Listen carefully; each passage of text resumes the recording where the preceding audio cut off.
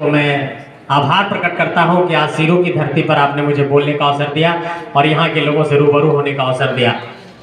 लेकिन मुझे लगता है कि सीरू की धरती ने, इस रामगढ़ के दुलमी इलाके के सीरू पंचायत के लोगों ने आज इस बात का परिचय दिया है कि अगर झारखंड के भीतर एक नए झारखंड नवनिर्माण की बात की जा रही है, झारखंड को एक फिर से सींचने और संवारने की बात की जा रही है, तो इसमें सीरू पंचायत भी पीछे नहीं है और सीरू पंचायत भी पहली पंक्ति में आकर लड़ने को तैयार है।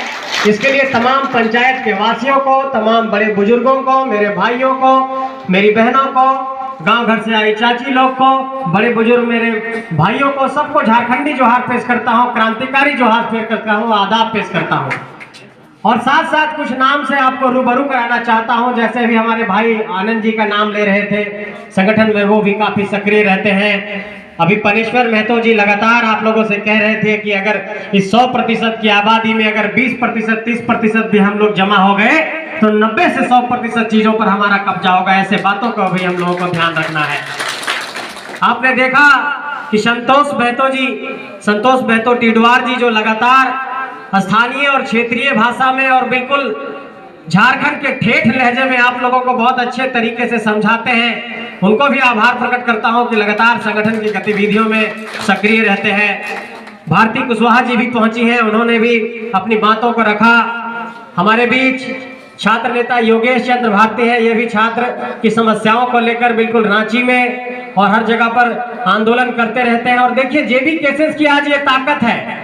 वेदांता में ये ऐलान हुआ कि आना है हजारों की संख्या में लोग आए। राजभवन के लिए ऐलान होता है कि हजारों की संख्या में आना है लोग, हजारों की संख्या में आते हैं। विधानसभा घेरने की बारी आती है तो लोग हजारों की संख्या में आते हैं। आज झारखंड के भीतर चाहे वो छात्र शक्ति की बात हो, चाहे विस्थापन की लड़ाई की बात हो, चाहे पुनर्वास की बात हो, इस लड़ाई में सारे लोग सक्रिय रूप से भूमिका अदा कर रहे हैं। और अभी मैंने देखा कि अनुपम जी यहाँ पर लगातार बोल रही थी, इसका मतलब कि महिला शक्ति भी है, तानिया है, सानिया है, पूजा है, बेबी है, तमाम लोगों को आप देखिए कि संगठन में सक्रिय होकर के काम कर रहे हैं। और यहाँ पर प्रेम कुमार महतो जी भी उपस्थित है, रोहित जी उपस्थित हैं, दीपेंद्र जी सोंडिया से है वो भी उपस्थित है, पिंटू जी हैं, मुरारी जी हैं, विकास कुमार जी हैं, लौ कुमार पटेल हैं, विवेक कुमार है, सुधीर कुमार है, पटेल कुमार है, कुश कुमार है, लक्ष्मण महतो है, चंद्रू महतो जी हैं, चमन बिहारी महतो जी हैं, नकुल महतो जी हैं, रमेश महतो जी हैं और तमाम साथी हैं। मैं जिनका नाम नहीं ले पाया उनसे क्षमा चाहता हूं, लेकिन मैं इन नामों को इसलिए आपको बताना चाहता हूं और इसलिए आपके समक्ष रखना चाह रहा हूं कि झारखंड के 2 दशक के राजनीतिक इतिहास में, इस 23 सालों के राजनीतिक इतिहास में कभी ऐसा नहीं हुआ कि गांव गलियों से कोई अनुपम निकला, कोई पनेश्वर निकले, कोई आनंद निकला, कोई योगेश निकला, कोई तानिया निकली, कोई सानिया निकली। जो भी निकले वो माफिया के बेटे निकले, कोयला के माफिया निकले। यहाँ पर जो बड़े बुजुर्ग हमारे घर गांव के लोग हैं वो लोग भी चुप्पी साधे रहे कि इन माफियाओं के साथ कहां पर जाएंगे। लेकिन आज देखिए कि गांव घर के गरीब घर के बेटा से, किसान घर के बेटा से, मजदूर घर से बेटा से नेता निकल रहा है और झारखंड में एक चुनौती पेश कर रहा है कि हाँ झारखंड को बदल कर दिखाएंगे। इसलिए नौजवानों का नाम ले रहे हैं।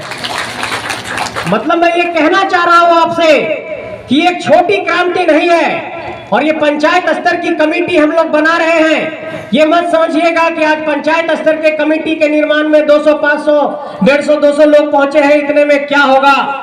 मैं ये कहना चाहता हूं आप सबसे कि लड़ाई के लिए एक व्यक्ति काफी होता है और तोपचांची के मानटाड़ की धरती से निकलकर टाइगर जयराम महतो ने ये दिखाया कि विचारधारा में क्या शक्ति होती है। इसलिए अगर हर व्यक्ति ये ठान ले कि वो जा करके अपने विचारधारा को गांव-गांव तक पहुंचाएगा और टाइगर जयराम महतो बनेगा, तो उसको इस बात के लिए संकल्प लेना होगा। मैं देख रहा हूं कि यहाँ पर चाचा जी भी मौजूद हैं, अकलियत समाज के हैं और यहाँ मेरी अगर आवाज जा रही है इस समाज के, अकलियत समाज के लोगों तक, अल्पसंख्यकों तक, मुसलमान भाइयों तक, तो उन लोगों को भी कहना चाहता हूं कि झारखंड के सियासत में अपने हकूक के लिए, हक हकूक के लिए आप लोगों को भी इस लड़ाई में साथ में भागीदार बनना होगा।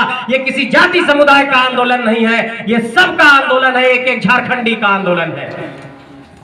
और मैं ये बात कहना चाहता हूं आप सबसे, आप लोग देख रहे होंगे कि लगातार हम लोग स्थानीयता की बात, नियोजन की बात, विस्थापन की बात, नौकरी की बात कह रहे हैं। मैं भी डायरी में कलम से कुछ लिख रहा था। आप लोग देख रहे होंगे न्यूज में भी, सऊदी अरब में 5 भाई फंसे हुए हैं। 2 हैं हजारीबाग के, 2 हैं बोकारो के, 1 है गिरिडीह के, 1 है उसमें चिंतामन महतो, 1 है रूपलाल महतो, और ऐसे करके 5 महतो भाई का हमको 3 दिन से मैसेज आ रहा है। अखबार में भी उसको हम लोग छपवाए हैं। आप विश्वास करिए कि अभी जब टनल में मजदूर फंसे तो झारखंड के 15 मजदूर फंसे। इससे पहले भी एक मजदूर की सऊदी अरब में डेथ हो गई। उसके परिवार वालों ने संपर्क किया कि संजय भैया वहां पर डेथ हो गया है मजदूर का, कैसे क्या करना है। चतरा के हमारे भाई थे, एहसान भाई नाम था उनका, उनके परिवार वालों ने संपर्क किया। मैंने देश के विदेश मंत्रालय को लिखा कि हमारे झारखंड के एक भाई का मृत्यु हो गया है सऊदी अरब में, और घर वाले ये चाहते हैं कि एक बार अंतिम बार अपने बेटे का दीदार करें। और हमने विदेश मंत्रालय को लिखा, वहां के कंपनी को लिखा, कंपनी को मेल किया, और कंपनी को ये सीधे तौर पर कहा कि किसी भी हाल में आपको मेरे मजदूर भाई का डेड बॉडी गांव भेजना पड़ेगा। और इस कंपनी पर इतना दबाव बना कि उस डेड बॉडी को वहां से सऊदी अरब से दिल्ली भेजा, दिल्ली से कोलकाता भेजा, और कोलकाता से फिर मैंने चतरा भेजने का काम किया। ये जेबी केसेस कर रहा है। इसका मतलब कि अगर किसी को खून देने की बारी आ रही है तो जेबी केसेस सामने खड़ा है। अगर किसी के लिए लाठी खाने की बारी है तो वेदांता में लाठी खाता है। अगर कहीं पर आंदोलन करने की बारी है तो जेबी केसेस आंदोलन कर रहा है। अगर किसी भाई की मौत हो जा रही है तो उसके डेड बॉडी को जेबी केसेस घर पहुंचा रहा है। कोई भाई कहीं पर फंस गया है तो उसको घर तक लाने के लिए जेबी केसेस काम कर रहा है। लोग कहते हैं कि खाली माइक लेकर के आंदोलन कर रहा है, सिर्फ आंदोलन नहीं कर रहे, हम लोग काम भी कर रहे हैं, ये बताना चाहते हैं। और आप लोगों को ये कहना चाहता हूं कि झारखंड में परिवारवाद की राजनीति, वंशवाद की राजनीति ने हम लोगों का बेड़ा गर्क किया है। और अगर इस वंशवाद की राजनीति पर, इस परिवारवाद की राजनीति पर हथौड़ा नहीं मारेंगे तो गांव घर से, किसान मजदूर घर से नेता नहीं निकलेगा। और आज देखिए कि फिर से हमारे नेता पर एक बड़ी साजिश की गई है। वेदांता में जो आंदोलन हुआ था 3 दिनों पहले, आज सुबह सुबह बात हो रही थी, ये खबर आई है कि फिर से भाई पर एक केस कर दिया गया है। मतलब कहीं ना कहीं बार बार केस मुकदमा करके इस आंदोलन को कमजोर करने की कोशिश की जा रही है।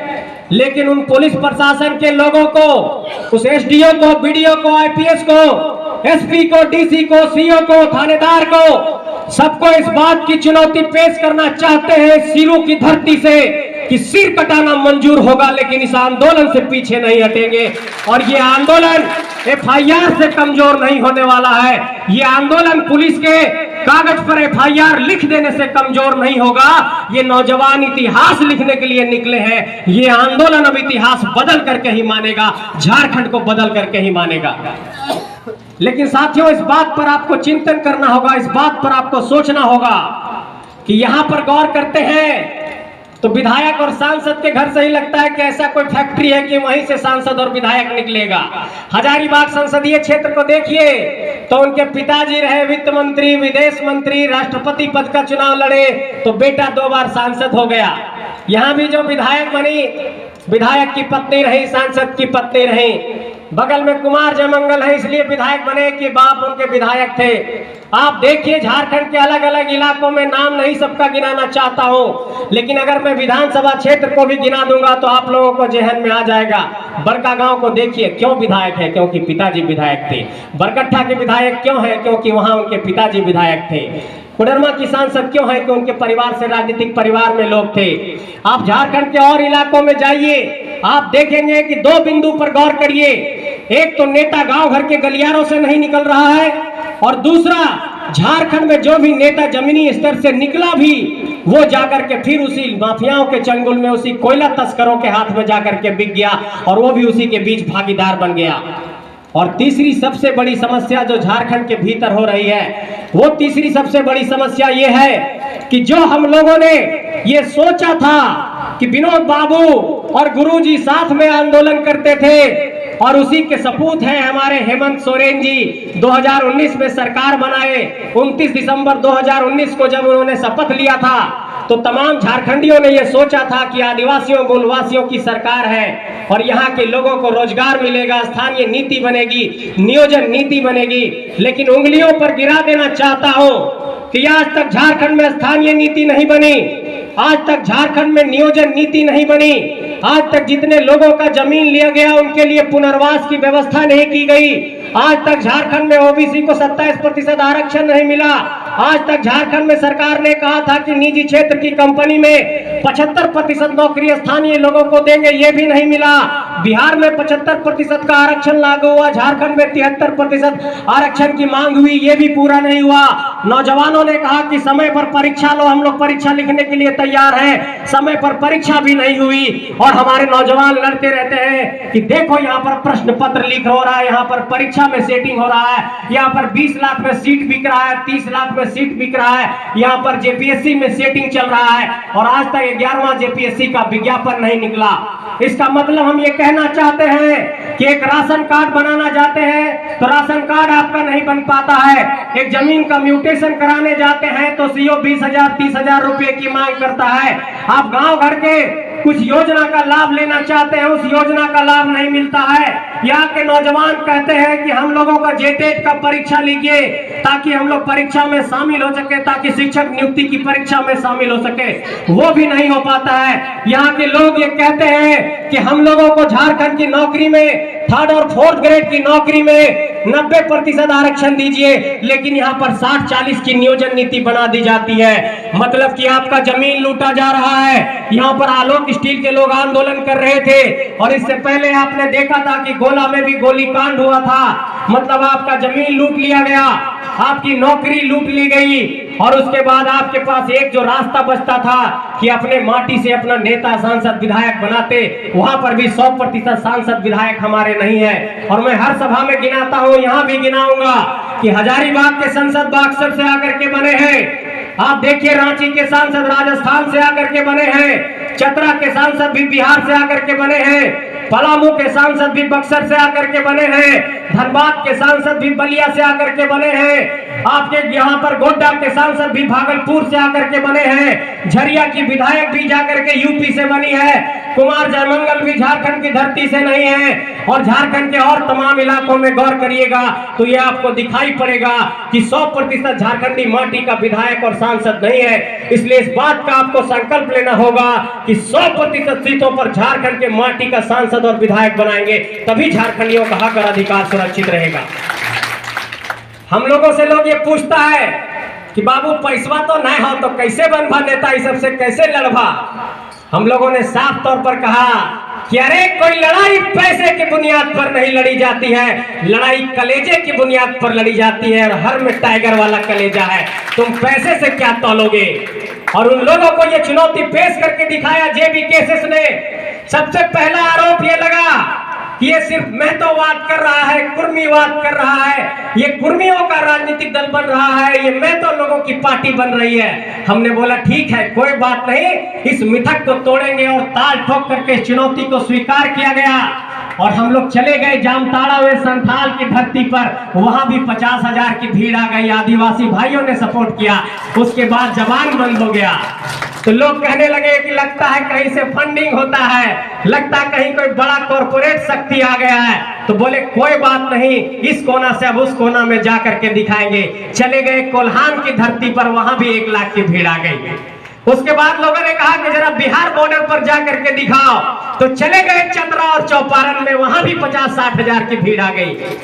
लोगों ने चुनौती पेश किया कि हजारीबाग शहर में करके दिखाओ, यहाँ बाहर के लोग काफी आए हैं। वहां गांधी मैदान में सभा किए, वहां भी 60-70 हजार की भीड़ आई। फिर कहा कि और करके दिखाओ, यहाँ पर कोलफील्ड में चले गए हम लोग, चरही के एरिया में, वहां भी 50 हजार की भीड़ आई। ये लोग चौंकने लगे कि ये नौजवान लोग क्या कर रहे हैं। तो एक नया हथकंडा अपनाया गया कि जहां भी सभा होता है केस करो। उसके बाद मेरे ऊपर, मोती भाई के ऊपर, हमारे पनेश्वर भाई के ऊपर, हमारे जयराम जी के ऊपर, हमारे देवेंद्र जी के ऊपर, मनोज जी के ऊपर और तमाम साथियों पर लगातार केस किया जाने लगा। जब केस किया जाने लगा तो उसके बाद हम लोगों ने साफ तौर पर जाकर के पुलिस प्रशासन के लोगों से भी ये कह दिया कि अगर कार्यक्रम की अनुमति देते हैं तो ठीक है, और अगर अनुमति नहीं देते हैं तो कितनी ताकत है, लगाओ सभा करके दिखाते हैं। और हर जगह इसी चुनौती के साथ सभा किए हैं, लेकिन सभा को कहीं रुकने नहीं दिए हैं। इसलिए मैं ये कहना चाहता हूं कि झारखंड के भीतर विनोद बाबू के बाद गुरुजी के बाद अगर इस दौर की बात करें, छोड़ दीजिए वो ब्रिटिश से जितने लोग हमारे लड़े वो तो लड़े ही, चाहे शेख भिखारी लड़े, चाहे हमारे तिलका मांझी लड़े, चाहे हमारे बिरसा मुंडा लड़े, चाहे नीलांबर पीतांबर लड़े, चाहे सिंधु कान्हू लड़े, ये तमाम लोग तो यहाँ के अंग्रेजों से लड़े ही थे। लेकिन अगर इस दौर में हमारे बीच ऐसे नायक रहे, चाहे वो शक्तिनाथ महतो हो, चाहे वो रघुनाथ महतो हो, चाहे वो विनोद बाबू हो, चाहे वो हमारे गुरुजी हो, ये तमाम लोग अगर झारखंड के लिए लड़े हैं और अगर गुरुजी का सपूत अगर झारखंड की धरती में आज मुखिया बना बैठा है, तो हम अगर उनको गद्दी पर बैठाते हैं तो उनसे लड़ने का भी अधिकार रखते हैं कि आप हमारे मांग को पूरा करिए, नहीं तो ये लड़ाई आपके खिलाफ जारी रहेगी, ये लड़ाई रुकने वाली नहीं है। इसलिए मैं ये कहना चाहता हूं आप सबसे कि 4 फरवरी 1973 को वो पार्टी बनी थी जो पार्टी इस वक्त सरकार में है।